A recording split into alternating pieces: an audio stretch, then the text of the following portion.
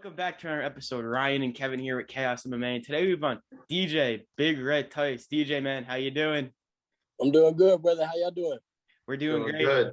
Thank you for taking the time, everything. I love the nickname Big Red. Great nickname and everything else. And I saw you were in San Francisco the other day. How was that experience seeing down there? I'm sure it's beautiful down there.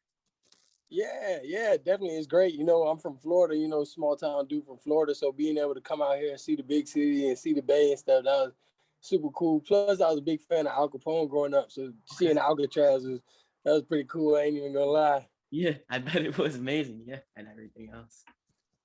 Yeah. I've been to San Francisco before. I really liked it there. But I bet you're probably feeling amazing after that win a couple of weeks ago. Am I right on that? Yes, sir. Still riding the high, baby. I found a new gym out here training. I travel a lot to work, so I'm working in California right now. That's how I went to San Fran. But I found a new gym out here with a dude named David Terrell. It's called North Cal Fight Alliance. Pretty nice gym. Pretty good setup. I've been training over there for about a week now. I like it, man. It's probably rock and roll and trying to fight out here in Cali. Yeah, so you went out there, put on a great performance. You got in there, got the win, came out with barely any damage whatsoever. Is that how you expected the fight to go? Yeah. Honestly, I expected him to come out there and brawl. I was looking to come out there and brawl too, and I knew, we were both pretty good strikers. So if it really came down to it, I had to take it to my wrestling. So, I had to slam and put on a good show for everybody.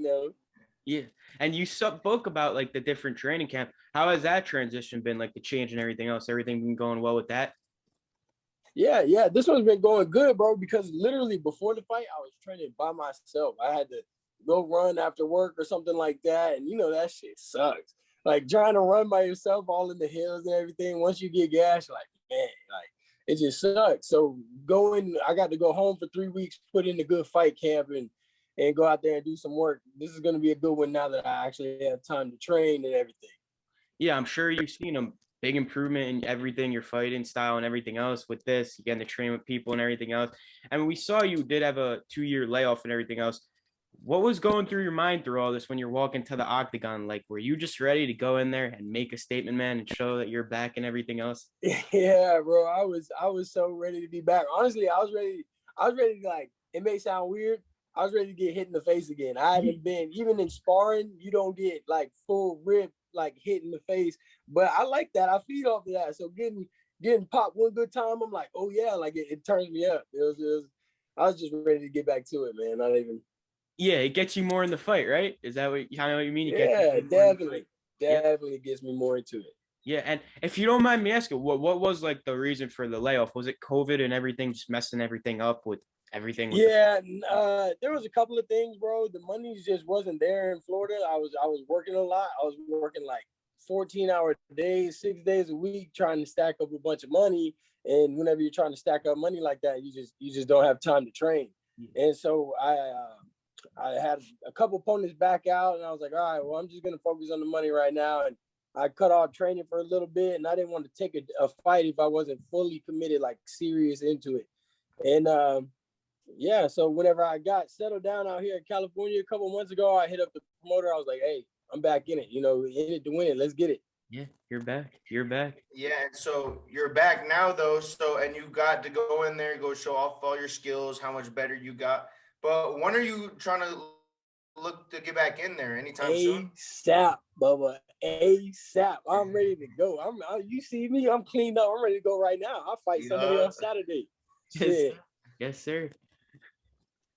And will you be defending your Combat Quest belt again? Yeah, if I end up fighting my next fight for Combat Quest, I'll definitely be defending my belt. If not, super heavyweight wanted, I'll come and take a super heavyweight belt. Or if another promotion want to lose their heavyweight champ to somebody, I'll come take that. Two belts and 2 promotions, double champ. Yeah, hey, yeah. One for each shoulder. I think it'll be looking good. Good. Yes, sir. We would love to see it. Everything else. Can't wait to see you back in there. And I saw one of your posts the other day. You said, give me a couple years, I'll be catching bodies in the UFC. Now, how far do you think you are from catching, getting in the UFC after catching all these wins? Because if you keep racking up these wins, they're going to be looking. Definitely, definitely. And you know, I like to put on a show. That's honestly that's what's gonna get you paid now. So that's why I like to throw in a good slam or something like that, something to make the crowd feed into it, because that's how you get there, you know. So honestly, if I just keep doing what I'm doing and give it my all, I'm really trying to be in the UFC within the next 2-3 years. And then shit, I'm only 22 right now. I'll be 23 within a couple weeks. That puts me in the UFC by the time I'm 25, 26. That's a lot of time to work with.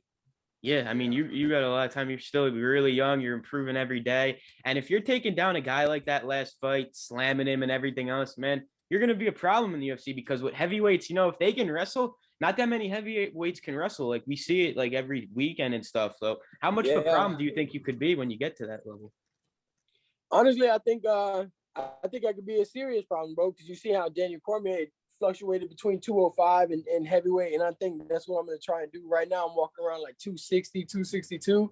I want to start walking around at like 235. And that way I have the variable of cutting the 205 if I really wanted to. And I feel like at 205. Yeah. Yeah, no doubt, no doubt. Yeah. So the last thing here, man. Thanks again for coming on. You're really cool, dude. It's really nice talking to you. But so we the new fighters that we have on, we just like to ask you like little questions. So what do you like to do in your free time? What's your Yeah, bro. So hobbies? I like to fish. I like doing all kinds of like board sports. Like out here at Cali, bro, I started snowboarding. Had never snowboarded before, but I do like wakeboarding and longboarding and stuff back home. So I was like, oh, got to transition over easily. Went and shredded up on the snowboard, bro. So now I fell in love with that. So anytime I get the chance, I'm on the snowboard. I like that. How are you getting better? You getting good with snowboarding now too? Oh yeah, dude. Yeah, I went out there for a whole day, slayed it. I ended up hitting like 3 or 4 trails, and I was gonna go down to South Lake Tahoe, but I ended up not doing it just in case I ended up getting hurt or something. Because I got the opportunity like 2-3 weeks before this last fight, and I was like, nah, let me not risk it for the biscuit this time. Yeah, no doubt. You don't want to risk anything with that. Yeah, man. It was great talking to you. Thank you so much again for coming on. If you want to shout out any sponsors, shout out any social media, the floor is yours, man. Yes, sir, brother.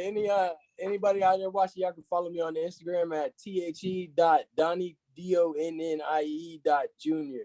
That's my Instagram, or Facebook at DJ Tice or Donnie Big Red Tice. You can see the merch here at Team Reaper. They got a couple of this is my oldest shirt. I ended up going with the white and red. Figured it'd stand out a little more. But yeah, got to shout out Vigil MMA, hold the belt for that promotion. I love them. That was like my first big fight was with them. So I've been just carrying that low. Other than that, bro, I appreciate y'all letting me come on here and talk my shit.